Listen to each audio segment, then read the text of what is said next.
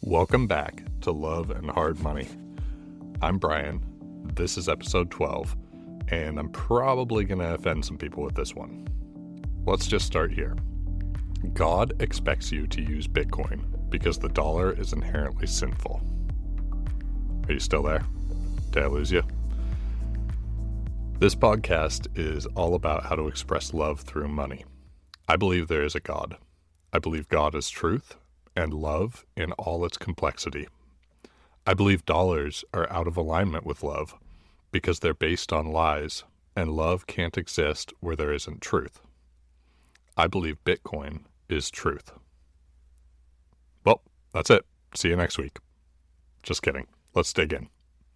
Every civilization across time, across geography, has wrestled with the same problem. How do you get human beings to tell the truth, to keep their word, and not steal from each other? And, more importantly, what happens when they don't? Religion answered that one way, law answered it another. And now, for the first time in history, we have a system that enforces parts of it automatically. Rules without rulers. But before we go any further, let me be clear. Bitcoin is not God. Satoshi is not a prophet. And this is not a replacement for anything sacred. What it is something much more interesting. Humans are incredibly good at bending reality. We inflate, we exaggerate, we take shortcuts. If there's a way to get something for nothing, history suggests we'll find it. And any system that ignores that eventually breaks. Because it's not built for the world as it is, it's built for the world as we wish it was. So across thousands of years, across completely different cultures, you see something fascinating. Different languages, different stories, different rituals, but the same warnings. Tell the truth. Don't steal. Don't exploit. Honor your word. Respect limits. Not because someone said so, but because reality eventually enforces it. You can look at almost any major tradition and see this. In Christianity, especially in the teachings from the Sermon on the Mount, the focus isn't just behavior, it's alignment. Truth, integrity, long-term over short-term.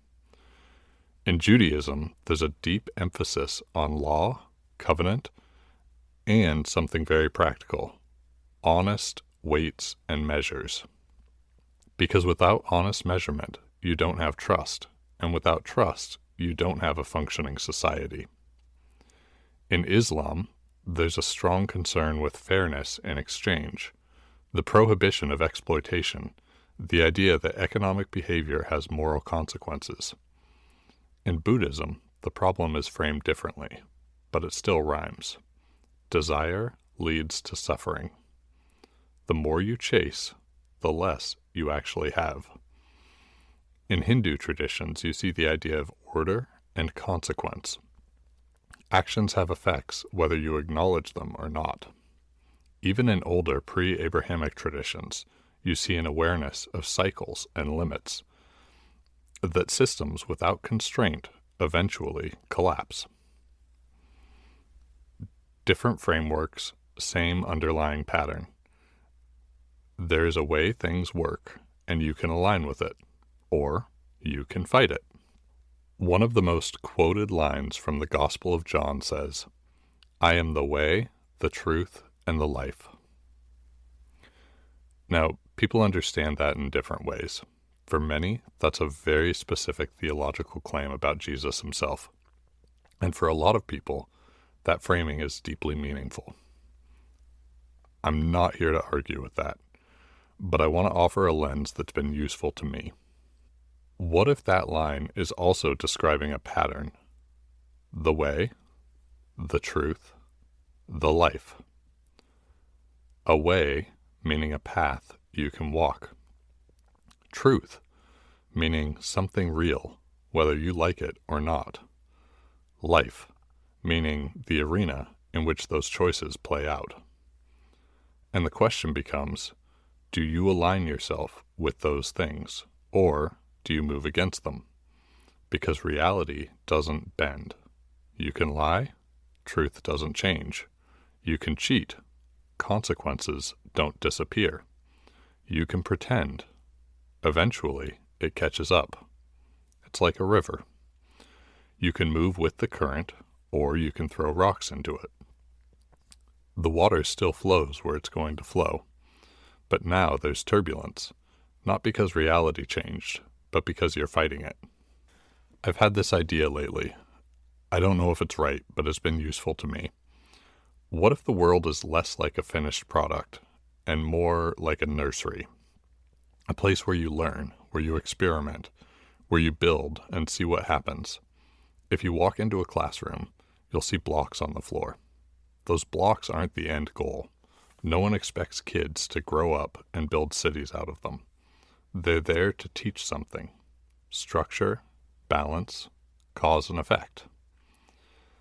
And I sometimes wonder if gold played a similar role for humanity, not just as a resource, but as a teacher. It's scarce, it's hard to produce, it doesn't decay, you can't easily fake it, you can't create it out of nothing. It quietly teaches you there are limits, there is cost, there is time.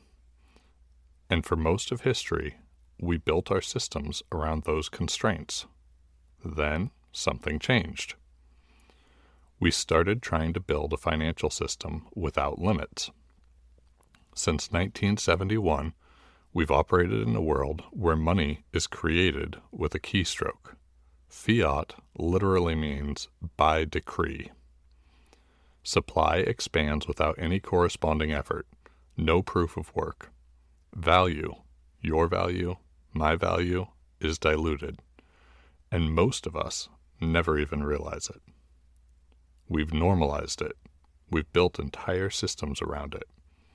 But here's the problem. When you remove constraints, you don't remove consequences. You just delay them. It's like going back to those classroom blocks and pretending they're steel and concrete. You can build faster, bigger, more impressively, but eventually, it doesn't hold. There's a Bible story about the Tower of Babel, about building higher and higher, disconnecting from the underlying order of things, trying to reach God's kingdom. And that story doesn't end with success. I think the offense was that they were trying to play God, instead of acknowledging God and building within the rules laid out for us. That's what fiat is. And it didn't just fail, it fragmented. Broken language, scattered people, no common ground. And I'd argue that's exactly what fiat gave us. Every nation printing its own truth. Every currency a different dialect. No shared standard. No honest measure. Bitcoin doesn't build a new tower. We keep our languages and cultures, but we have a common ledger that is the same for everyone. Fair for everyone. One that nobody owns, one that nobody can corrupt. The same rules in Lagos as in Oslo as in Caracas. Maybe that's not climbing toward heaven. Maybe that's just coming back to earth. Bitcoin doesn't tell you what is good. It doesn't tell you how to live. It doesn't give you meaning. But it does something very unusual. It refuses to operate outside of certain rules. You can't lie about how much exists. You can't create it out of nothing. You can't take it without permission. You can't shortcut time. You either align with those rules or you run into friction. It's not moral, but it rhymes with morality.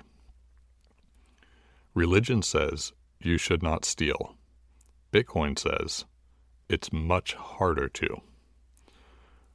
Religion says, tell the truth. Bitcoin says, I won't accept anything that isn't verifiably true. Religion says, respect limits. Bitcoin says, there are no exceptions. For thousands of years, we've tried to teach humans to behave better. Bitcoin doesn't do that. It changes the environment those humans operate in. Religion works on the inside. Bitcoin works on the outside. One shapes the heart, the other shapes the incentives. That's important. There's a temptation, especially in Bitcoin circles, to treat Bitcoin as a kind of digital savior. That's a mistake I've fallen into, and I feel the draw of it.